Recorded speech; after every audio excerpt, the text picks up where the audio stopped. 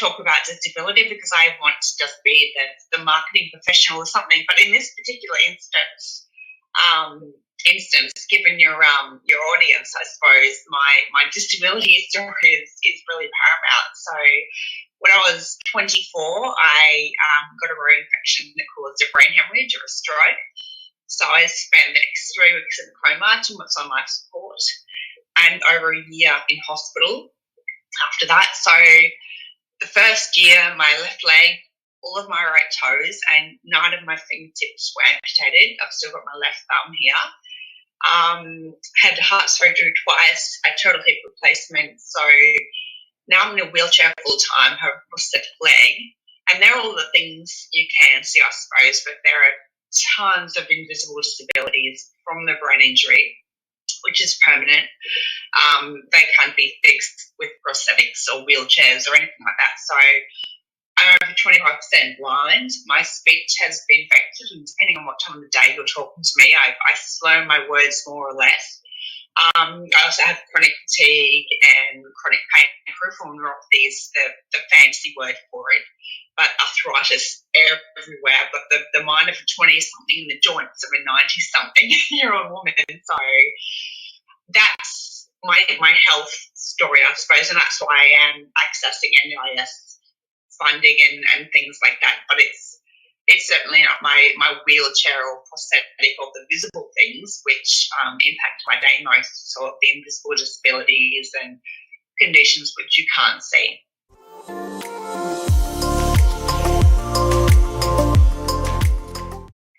In this case, so my background was in advertising media. So I got my degrees here in Brisbane and then shipped off to Melbourne, where I was working for a number of years in advertising agencies as a copywriter.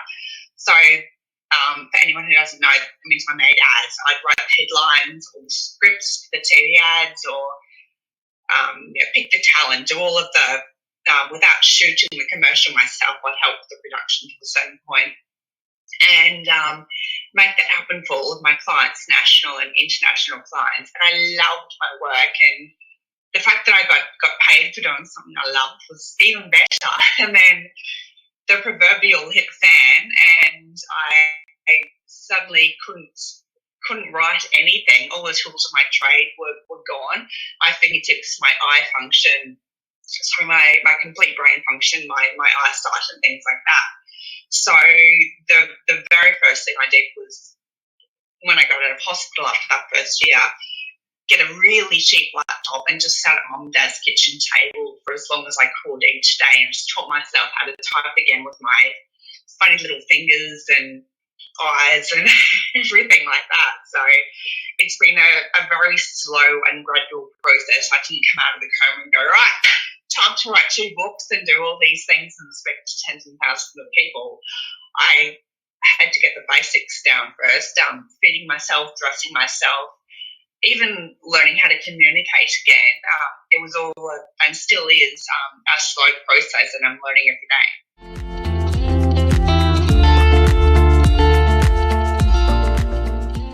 So going back to your earlier question, I suppose it's something I should have added. It's a lot of what I do these days, working with friends and businesses and teaching them how to be inclusive without being tokenistic, sort of combining my 2 worlds, my previous background, my professional background in media and advertising marketing, with my acquired disabilities. So I found a way to mesh the 2 together. And there really is either a misrepresentation or an underrepresentation of disability.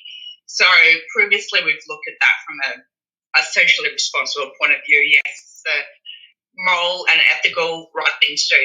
But as a business person, and having spent a lot of time in boardrooms with other business people who only really care about the figure at the bottom of a profit and loss statement, I try and push the point that it's really, really smart business. Yes, it's a nice thing to do, but it's also profitable and really smart business to include disability for so many other reasons than just being socially responsible. Of course, that's a huge part of it and a really wonderful part of it. But you're absolutely correct. Brands are terrified of being tokenistic. And sometimes rightfully so, because there have been some horrible examples of what not to do and things like that. And there's always an angry person on Twitter ready to tear you to shreds if you do it the wrong way.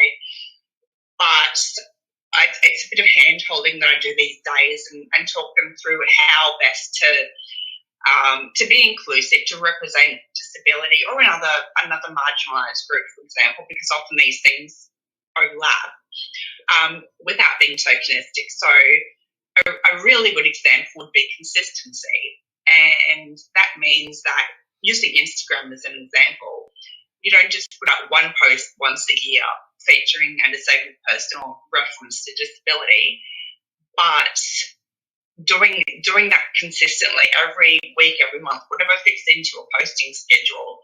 Because when we walk out on the street, we don't just see a disabled person once a year. It's not a true reflection of society. And getting back to my earlier point about profitability, it's a 20% market share that's being ignored, because approximately 20% of our community have disability, 1 in 5 Australians, and that doesn't include the millions more who are family members, friends, carers, colleagues, who also want to see their loved one represented. So it's a really big piece of the pie that their brands are missing out on by not representing disability. And sometimes, as you know, that the moral responsibility people might have is one argument, and often those organisations are already doing it because of personal experience. But the compelling argument for lots of businesses needs to be that bottom line, and it's real. The buying power, that market segment that is being excluded. We've learnt previously from excluding women, for example, and yes. And particularly in the car industry, there's lots of great examples of how when they shifted marketing to include the experience of women, then in fact brands can get much higher engagement and the bottom line, which brings about change. That's exactly right. And car clients used to be some of my clients, and writing advertisements for them, creating content for them. We always knew that we are subconsciously creating content for the woman, because they, and I don't know the stats on it off the top of my head, but they make the purchasing decisions largely. So I'm getting, I suppose, people to do what has been done for women.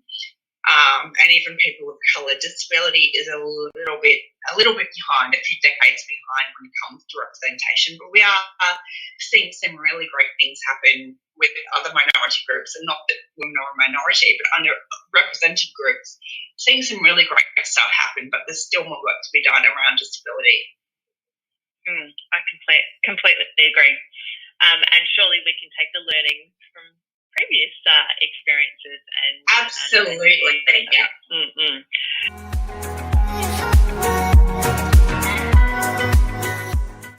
Yeah, it's going back to earlier points. You're correct. My family, I know I'm very, very fortunate to have, especially my husband and my mum, who both do all the paperwork for me. And I know there are plenty of people with disabilities who can handle it themselves. And as a result of my brain injury, for me personally, processing organisation paperwork is not my strong point anymore.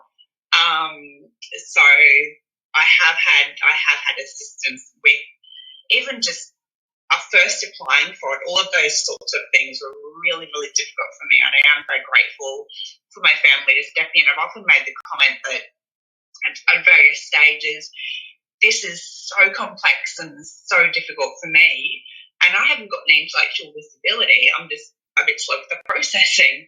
So I often wonder or feel terrible for people who do have those sorts of more complex needs, how the heck they're getting around it, because it's a nightmare for me, and my needs are very different. I do have that support system in place. But I suppose the NDIS has been so wonderful for me in so many ways, and for a lot of people with disabilities. But the media, of course, tend to report on the stories that aren't so good, and there have been some absolutely tragic examples. But in my personal experience, I've found that getting funding for a new leg or a new wheelchair or something that they can see is much easier. It's I need a new wheelchair, which I've only got one of.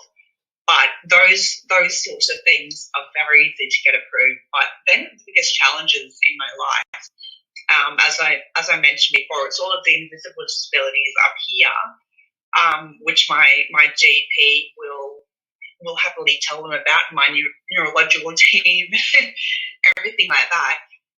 Getting funding for those sorts of things is certainly much harder, and something I think they probably need to address down the track. Absolutely. And, you talk about the team, and part of it is, having a team, and then having a team that can support and guide you through that process, and, provide evidence of things that can't easily be seen. And yes, that is it's a common experience, and, hopefully one that the ongoing continuous improvement of, the scheme will address, because, there's big barriers to entry and support. So the funding's there, but the access to it is not yet. That's correct. And sometimes in some workplaces, and I don't know for sure at the NDIS what their position is. I used to work there many years ago and was working there with someone who had a disabled child, and in a lot of workplaces who are making decisions for people with disabilities without any people with disabilities at the table in the room. And that may or may not be why some of these things are falling through the gaps, because they don't have those people with lived experiences. I suppose to give another example, which is different but similar ideas, if you've got a bunch of all white men making decisions for people of colour and women and those sorts of things, it's not okay. And the same applies to disability.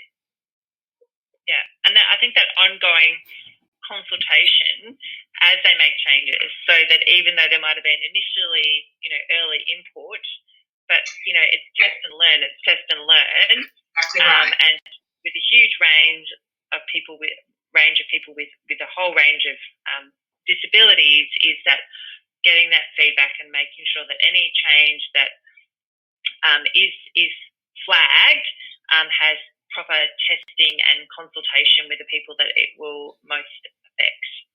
Yeah, exactly. And it's awesome that you recognise that disability is a spectrum and it's all different, because unfortunately that hasn't always been my experience. People will maybe say, or you can tell they're thinking something like, well, the last amputee we had needed this or said this or wanted this, so you must be the same. Or the last stroke survivor we had, or the last person in a wheelchair, like, no, I'm nothing like any of them. I need this the next person you see who's had a stroke or missing a leg. So we are all very, very different, even though our medical diagnoses may be similar.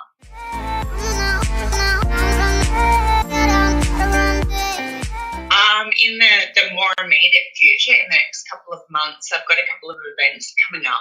I'm going back to Sydney to speak at Australian Fashion Week. So I'm thrilled that they have asked me to do some consultancy work behind the scenes to make the event itself more inclusive. So I've been working with the team at IMG to make Carriage Works, for any of your listeners who know Sydney. Carriage Works is a beautiful old building, but to make the shows and things like that more accessible to people with disabilities. But I'm also speaking on a panel down there about inclusive fashion and all the stuff that I'm always on my soapbox about. But that is going to be heaps of fun, firstly because I just get to travel again. But then I'm coming back to Brisbane speaking at another fashion event, which is all about how our identity is influenced by fashion and things like that. So that also will be a lot of fun. I'll get to wear some sequins. So Style Me the label and Christina Stevens two brands that I'm doing some work for at the moment, some photo shoots and things like that. So that's been heaps of fun. Any excuse to put on some fun clothes and get my hair and makeup done, I won't say no to. But I would love to be collaborating with more brands and businesses who really do want to learn about the really subtle nuances of inclusion, because it can be a bit of a minefield. And I'm speaking as someone who used to be on the other side of the fence. I totally get how uncomfortable it can be to want to say and do the right thing, but just not know how the heck to do it. I was the 24-year-old writer in an advertising agency, creating content, writing scripts, and going, well, I'd like to do that, but shit, what if I get it wrong? Or what if I offend someone? Or I'll just do nothing instead. And that was wrong of me to do nothing. But I do completely understand that fear. So that's what I'm really trying to help brands and businesses with at the moment, is give them a few starters on how to do it well.